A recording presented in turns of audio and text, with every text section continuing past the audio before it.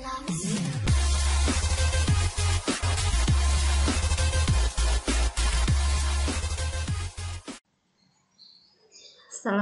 warahmatullahi wabarakatuh. Apa kabar anak-anak semua? Semoga masih dalam keadaan sehat dan tetap semangat meskipun harus menjalani pembelajaran jarak jauh atau belajar dari rumah. Nah, kali ini kita akan membahas meneruskan minggu kemarin ya, mengenai sistem reproduksi manusia. Kalau kemarin kita sudah bahas mengenai pembelahan mitosis dan meiosis. Nah, hari ini kita lanjutkan dengan sistem reproduksi pada manusia. Nah, untuk kompetensi dasar masih sama seperti pertemuan yang lalu, yaitu menghubungkan sistem reproduksi pada manusia dan gangguan pada sistem reproduksi dengan penerapan pola hidup yang menunjang kesehatan reproduksi. Indikator yang akan kita capai pada pertemuan kali ini diantaranya pertama adalah menjelaskan sistem reproduksi manusia, kemudian mendeskripsikan organ reproduksi pada manusia, menjelaskan fungsi organ reproduksi pada manusia, mendeskripsikan berbagai kelainan dan penyakit pada sistem reproduksi, kemudian menghubungkan sistem reproduksi manusia dengan pola hidup yang menunjang kesehatan reproduksi. Nah, tujuan pembelajaran kali ini yaitu dengan melalui tayangan video dan studi literatur, peserta didik dapat memahami sistem reproduksi pada manusia dan upaya menjaga kesehatan sistem reproduksi dengan baik. Nah, ini peta konsepnya ya yang kita pelajari pada sistem reproduksi manusia ini, yaitu kita bahas yang sistem reproduksi pada pria dan juga sistem reproduksi pada wanita serta proses reproduksi. Ya, kemudian nanti akhirnya kita akan membahas mengenai apa saja kelainan dan penyakit ya yang terdapat pada sistem reproduksi manusia, kemudian bagaimana cara menjaga kesehatannya agar tidak mengalami kelainan atau penyakit tersebut. Nah, ini sistem reproduksi manusia. Sebenarnya apa sih tujuan reproduksi manusia? Nah, sebelum kita masuk, coba kalian bayangkan. Kalau dimulai pada saat ini, misalnya, tidak ada lagi manusia yang bisa bereproduksi. Apa yang terjadi sekitar 100 tahun ke depan? Nah, pasti akan terjadi kepunahan ya, kepunahan umat manusia. Nah, ini sebenarnya tujuan utama dari reproduksi, yaitu untuk melestarikan jenisnya. Ya, nah ini ya tujuannya jelas di sini untuk memperbanyak dan mempertahankan jenisnya. Setiap organisme mempunyai kemampuan reproduksi atau berkembang biak.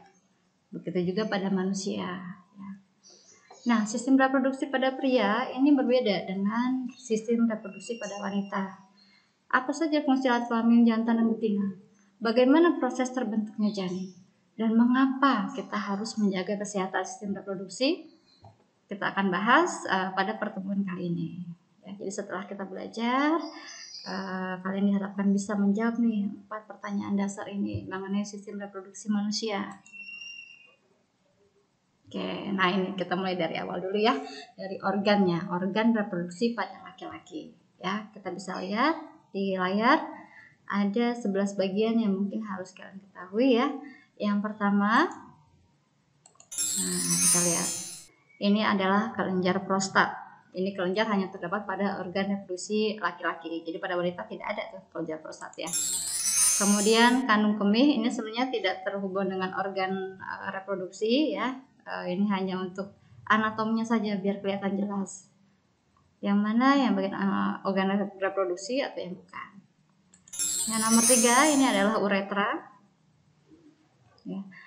Uretra, kemudian nomor 4, nah ini adalah jaringan erektil yang menyusun organ penis ya. Kemudian nomor 5 ini adalah penis. Nah, nomor 6 ini adalah testis. Kemudian nomor 7 adalah epididimis ya. Kemudian yang ke-8 adalah saluran, ini saluran vas deferens. Jadi saluran vas deferens ini menghubungkan antara testis dengan kelenjar yang ada di sini. Kita lihat apa nama kelenjarnya ya. Nah, ini adalah kelenjar Popper yang kecil, kemudian ada vesicula seminalis. Nah, inilah yang tadi dihubungkan oleh saluran vas deferens. Kemudian yang 11 adalah kandung ejakulatory ya. Yang organ dalam, organ reproduksi bagian dalam pada pria yang paling penting ini pertama adalah testis ya, ini paling utama. Kenapa? Karena fungsinya adalah untuk menghasilkan sperma. Oke, kita lanjut ke fungsinya nih. Yang tadi kita tunjuk satu-satu ya. Testis nih yang paling utama, yaitu menghasilkan sperma dan juga testosteron. Letaknya ini dalam kantong yang namanya skrotum. Epididymis ini adalah fungsinya adalah untuk menyimpan dan mematangkan sperma. Ya. Kemudian vas deferens menyalurkan sperma ke vesikula seminalis atau kantung sperma. Kemudian uretra, nah ini adalah untuk menyalurkan sperma keluar tubuh. Penis untuk menyalurkan sperma ke organ kelamin wanita. Jadi adalah merupakan organ kopulasi. Kelenjar-kelenjarnya, yang pertama adalah vesikula atau vesika seminalis. Fungsinya adalah memberi makan sperma. Jadi sperma yang tadi sudah dihasilkan oleh testis, kemudian dimatangkan dalam epididymis, kemudian disalurkan melalui saluran vas deferens tadi sampai ke kelenjar vesikula seminalis. Di sini sperma akan diberikan nutrisi, ya, nutrisi dan juga cairan. Kemudian kelenjar prostat ini adalah memberikan sifat basah pada sperma. Nah, yang ketiga adalah kelenjar Cooper, ini untuk menghasilkan cairan pelicin. Oke, untuk organ reproduksi laki-laki sudah. Nah, sekarang kita lanjut ke sistem reproduksi pada wanita. Kalau tadi pada pria terdapat testis yang jumlahnya juga sepasang ya. Nah, pada wanita juga ada nih sepasang ovarium. Fungsinya adalah untuk menghasilkan sel telur atau ovum. Bedanya kalau testis tadi sekali menghasilkan bisa jutaan sperma ya. Kalau pada perempuan sekali menghasilkan hanya satu sel telur atau satu ovum saja. Nah, setiap ovarium pada wanita ini mempunyai saluran telur yang disebut tuba falopi. Nah, di saluran tuba falopi inilah ya terjadi nanti fertilisasi atau pembuahan. Kedua saluran telur ini bermuaranya pada rahim atau uterus. Kemudian terdapat leher rahim atau serviks, ini berhubungan dengan lubang tempat keluarnya janin ya atau bayi. Nah, ini disebut dengan vagina. Kita lihat gambarnya di sini. Untuk nomor 1 kita lihat, nah ini tampak samping ya. Nanti kita akan bahas hanya organ dalamnya saja. Ini biar kalian bisa membedakan dengan organ reproduksi pada pria yang tadi ya. Nah, ini adalah oviduk atau tuba falopi. Nah, tadi saluran ya, saluran yang menghubungkan. Nah, ini dia ovarium ya dengan uterus. Kemudian ini kandung kemih. Ya, kalian bisa lihat di sini ukurannya. Dari segi ukuran kandung kemih ini ternyata sebenarnya lebih besar loh dari rahim ya. Cuma rahim yang kecil seperti ini karena dia tebal ya, dindingnya itu tebal. Nah, ini bisa membesar sampai berkali-kali sehingga bisa tempat berkembangnya janin sehingga 9 bulan. Nah, kalian tuh berkembang itu di sini nih di uterus ya atau rahim, di rahimnya. Ya. Nah, lihat ukurannya sebenarnya kecil ya, lebih besar kandung kemih ya. Nah, kemudian yang keempat ya. Kita lihat yang keempat. Bentar. Nah, ini uretra ya. Kalau pada pria tadi uretra juga merupakan saluran kelamin ya. Tapi kalau pada perempuan ternyata berbeda. Jadi kalau pada pria urin itu keluar melalui uretra. Berikut juga sebagai saluran kelamin. Kalau pada wanita berbeda ya. Jadi uretra hanya untuk saluran kemih saja atau saluran urin. Nah, yang kelima ini adalah klitoris. Klitoris ini terdiri atas jaringan-jaringan erektil ya. Sebenarnya dia analog atau sama dengan penis ya. Nah, jadi dia jaringan yang di dalamnya terdapat banyak pembuluh darah. Nah, yang keenam adalah labia minor. Yang ketujuh adalah labia mayor ya. Jadi ini adalah bibir vagina ya, namanya labium. Nah, yang nomor 8 ini adalah vagina nih. Ini adalah saluran kelamin pada perempuan. Jadi kalau misalnya perempuan mengalami haid atau menstruasi, nah ini keluarnya lewat lubang vagina. Tidak ada hubungannya dengan uretra. Ya, jadi kalau kalian ada yang bertanya-tanya loh, kalau menstruasi gimana ya keluar darah? Nah, nanti saluran urinnya gimana? Ini terdiri atas 2 saluran yang berbeda. Jadi darah dari menstruasi keluarnya melalui saluran kelamin, ya. Berbeda dengan uretra. Nah, kemudian yang ke-9 ini endometrium, ini adalah dinding rahim bagian dalam. Kemudian nah, yang ke-10 adalah myometrium, ya. Ini juga dinding rahim ya, bagian tengah.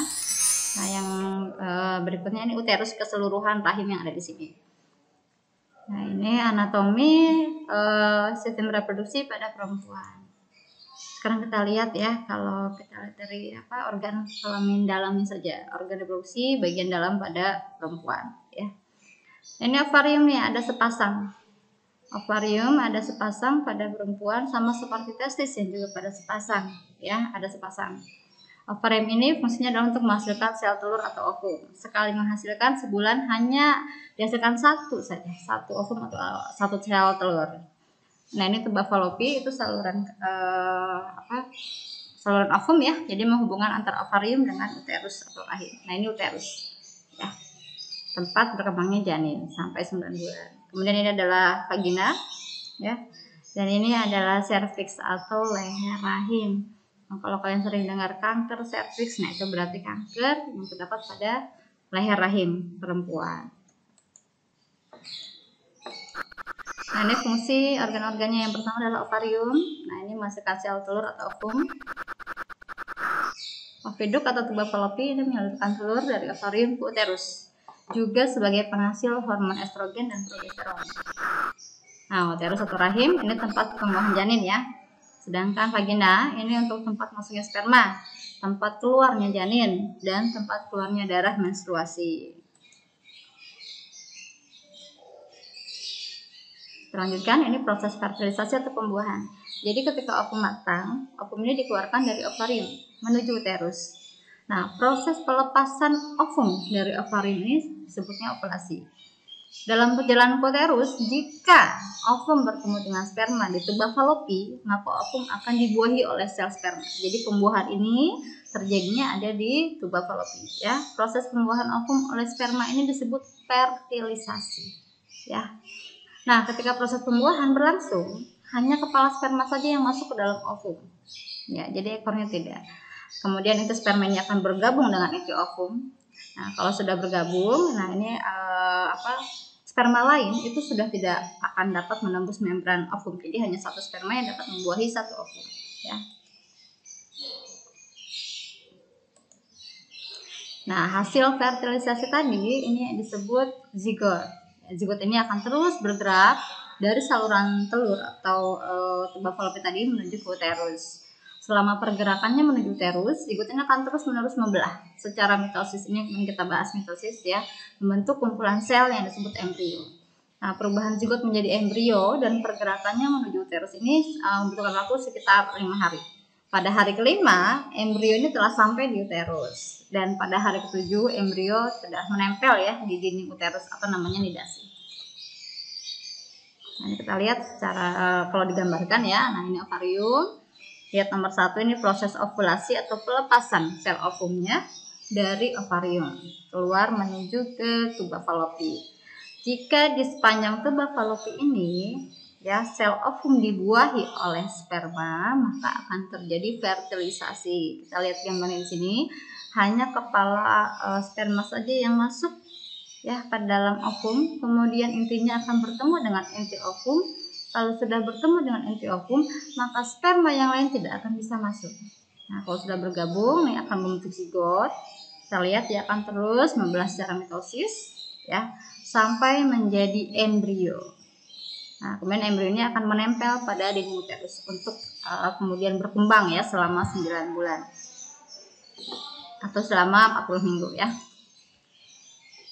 Nah, setelah hari ke-12 terbentuk lapisan luar yang disebut ektodermis dan lapisan dalam yang disebut endodermis, dan terbentuk lagi lapisan tengahnya yang disebut mesodermis. Jadi ada 3 lapisan utama ya. Nah, pada minggu ke-8 struktur umum tubuh dewasa telah mulai terbentuk dan plasenta juga telah terbentuk. Setelah semua struktur umum tubuh dewasa dan plasenta terbentuk, maka embrio ini kita kenal sebagai janin atau fetus. Nah, kita lihat gambarnya nih. Dari mulai gambar B ya sudah kelihatan nih jelas janinnya. Dan gambar C ini janin berusia 13 minggu atau sekitar 3 bulan ya. Nah, ini tahapan pertumbuhan dan perkembangan manusia ya. Dulu juga di kelas 6 SD kalau nggak salah kamu sudah belajar ya. Dari bayi, kemudian beranjak anak-anak, remaja, dewasa, dan lansia ya.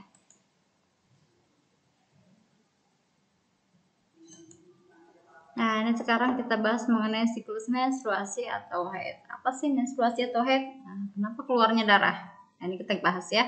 Jadi menstruasi ini peristiwa meluruhnya dinding rahim karena tidak terjadi pembuahan. Ya. Jadi sejak masa pubertas ini kira-kira ya umumnya adalah dari 10 sampai 15 tahun, tubuh wanita ini mengalami proses bulanan yang disebut dengan siklus haid ya.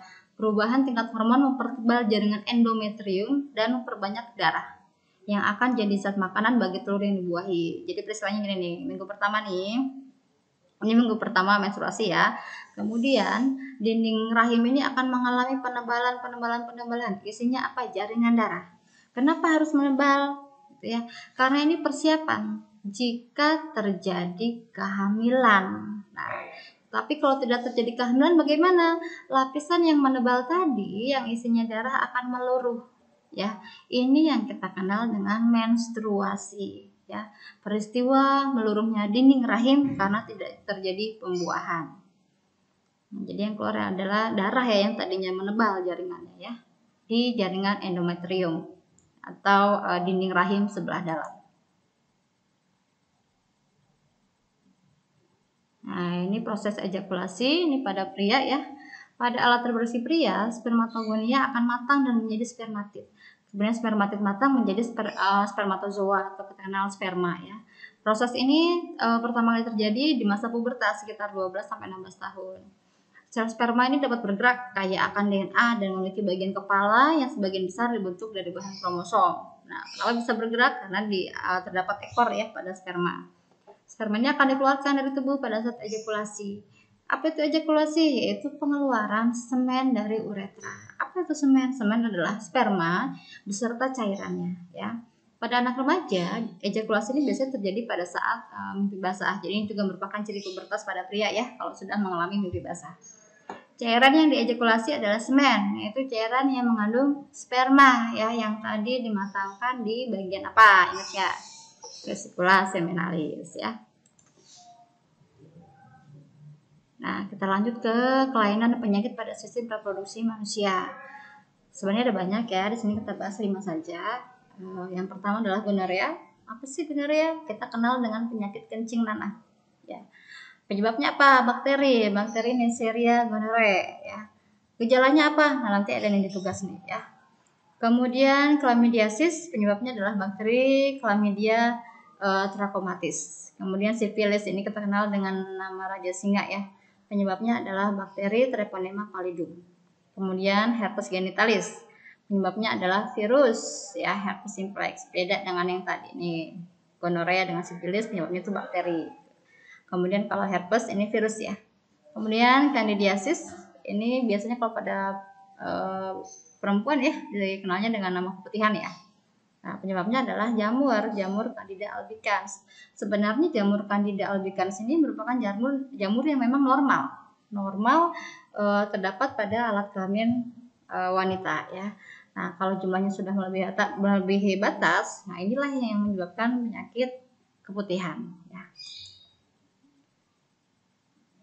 Nah, kalau kita lihat tadi penyakitnya, sebenarnya penyakitnya sangat-sangat mengerikan sebenarnya. Ya, apalagi kalau saya sajikan gambar. Nah, tetapi nanti untuk penyakit itu kalian yang akan mencari tahu, ada tugasnya nanti ya. Nah, gimana caranya biar kita tidak mengalami penyakit-penyakit seperti itu? Pasti dengan cara menjaga kesehatannya. Gimana caranya? Pertama, menjaga kebersihan organ reproduksi bagian luar. Ini harus selalu dijaga kebersihannya. Ya, setiap kali misalnya buang air kecil, buang air besar, tetap harus dibersihkan ya. Kemudian mengkonsumsi makanan yang higienis dan cukup nutrisi, yaitu makanan yang steril, bebas racun, dan bebas bahan kimia yang berbahaya. Nah, kemudian tidak mengenakan celana yang terlalu ketat karena dapat menyebabkan peradangan pada organ reproduksi. Ini nggak boleh nih, ya. Bahannya juga bahan pakaian dalam juga harus terbuat dari bahan yang menyerap keringat, jadi mencegah kondisi lembab. Kondisi lembab inilah yang jadi kondisi yang paling tepat untuk bakteri berkembang biak. Nah, jadi kalau memilih pakaian dalam harusnya jenis itu yang katun atau yang bisa menyerap keringat. Nah, kemudian lagi yang penting nih, tidak melakukan hubungan seks bebas karena berisiko tinggi terkena penyakit kelamin yang berbahaya. Seperti apa? AIDS, ya, dan juga sifilis, ya. Oke, demikian penjelasan dari saya mengenai sistem reproduksi, ya. Terima kasih untuk perhatiannya, dan untuk tugas anak-anak nanti saya melalui portal ya atau melalui WA group akan saya sampaikan. Ya, kita akan bertemu pada pertemuan yang akan datang dengan materi yang berbeda. Terima kasih semuanya. Wassalamualaikum warahmatullahi wabarakatuh.